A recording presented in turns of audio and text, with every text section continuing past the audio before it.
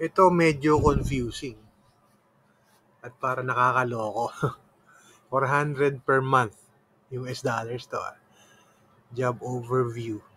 The job will require reaching out to prospective clients to come into our teeth whitening studios through Instagram all over the US.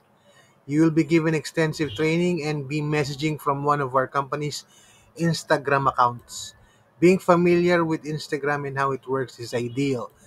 The job also has a ton of growth opportunities and we promote quickly.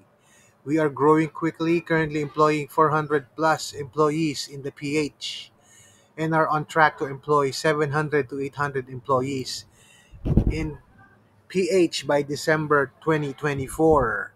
This program is strongly performance based with many commissions and bonuses for the leads you drive into our studios. Our average employees make $45 US a week, and after 2 weeks with our top performers making $200 to $300 US a week after about 2 months. You will be required to have a phone, computer to operate Instagram and check it at a minimum every 7 to 8 hours. You do not have to have the best English speaking wise, but we do expect well written English as you will be communicating with clients on a day-to-day basis. So, performance based siya, sabi dito. Performance based and with many commissions and bonuses. So, pinangangalanda ka nila yon $45 US a week.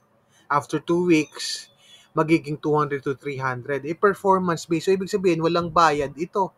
Magsisimula ka. Pero ang nakalagay dito, salary 400.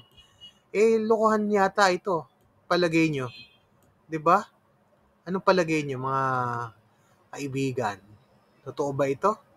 Tignan nyo na lang. Apply kayo dito. Try nyo. 'Di ba? Yan lang muna. Husgahan nyo na lang kung ano to. Kung ito ba ay legit o hindi. Pero ako, duda ako dito. Malaking duda to. Onlinejobs.ph to. Pero hindi lahat ng nasa onlinejobs.ph ganito. May mga maaayos din dito. Pero may mga ganito, no?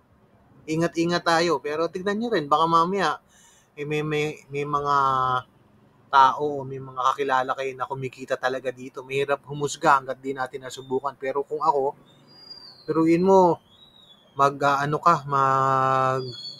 ka ng effort, kuryente, pagod, at yung kaalaman mo. Tapos, performance-based to. Di ba? Kung bebenta ka. Pero kung sa palagay mo hindi para sa ito, wag na lang, di ba? Nasa sayo pa rin. Yun lang.